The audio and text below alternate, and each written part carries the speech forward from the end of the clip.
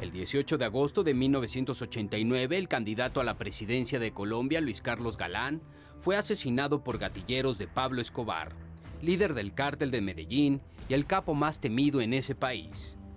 Indignado y lleno de coraje, su hijo Juan Manuel pidió a César Gaviria, uno de los hombres más cercanos a su padre, continuar con sus ideas libertadoras.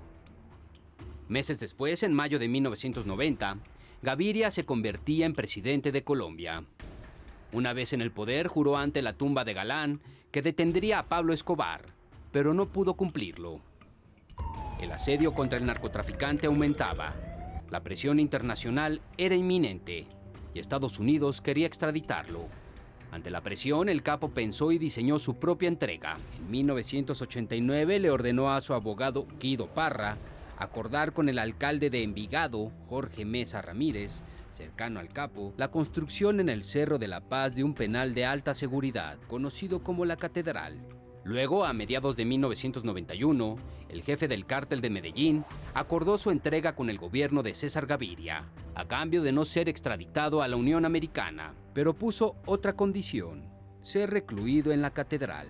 Santiago Uribe Ortiz, uno de los abogados de Escobar, aseguró que ningún otro sitio ofrecía las garantías de seguridad terrestre y aérea para proteger la integridad de los miembros del cártel. El gobierno de Gaviria aceptó. El 19 de junio de ese año, Escobar se entregó en la Oficina de Instrucción Criminal de Medellín y fue trasladado en helicóptero al penal. Horas más tarde, la Asamblea Nacional Constituyente rechazó extraditarlo. El capo fue recluido junto con su hermano Roberto Escobar Gaviria, Osito, Juan Enrique Urquijo Gaviria, su primo, así como con sus 13 operadores y lugartenientes más cercanos.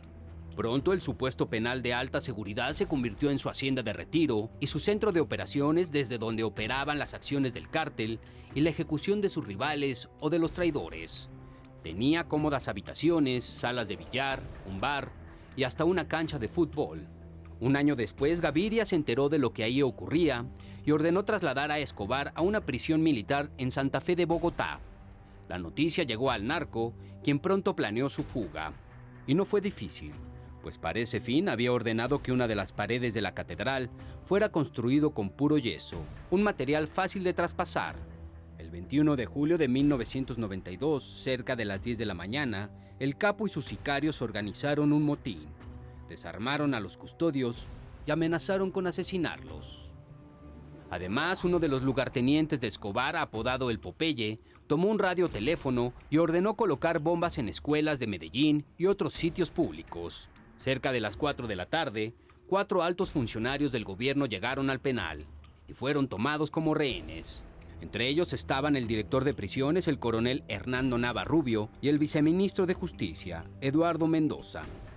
El presidente Gaviria canceló un viaje a Madrid para atender la crisis y convocó a una reunión con la cúpula de seguridad de su gobierno, que se prolongó por 13 horas.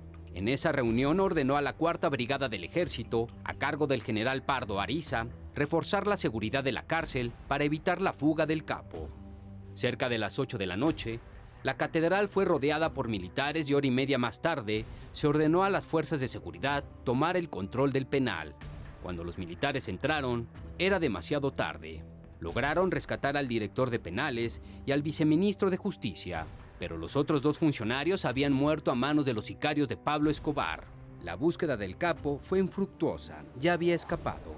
La pared de yeso daba a un túnel que desembocaba en el Cerro de la Paz, una zona que conocía a la perfección. La cacería iniciaba nuevamente. El gobierno colombiano encabezó la búsqueda con el apoyo de Estados Unidos y de informantes de grupos armados, paramilitares y hasta de rivales del capo.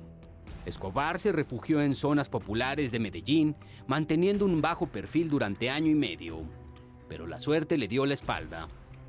El 2 de diciembre de 1993, fue ubicado por militares en una de sus casas en el barrio Los Olivos de Medellín. Al verse descubierto, Álvaro de Jesús Agudelo El Limón, un sicario que lo acompañaba, abrió fuego contra los militares y estos lo mataron.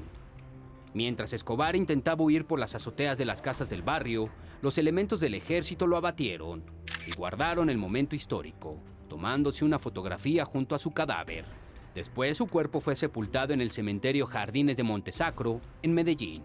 Ahí terminó su leyenda.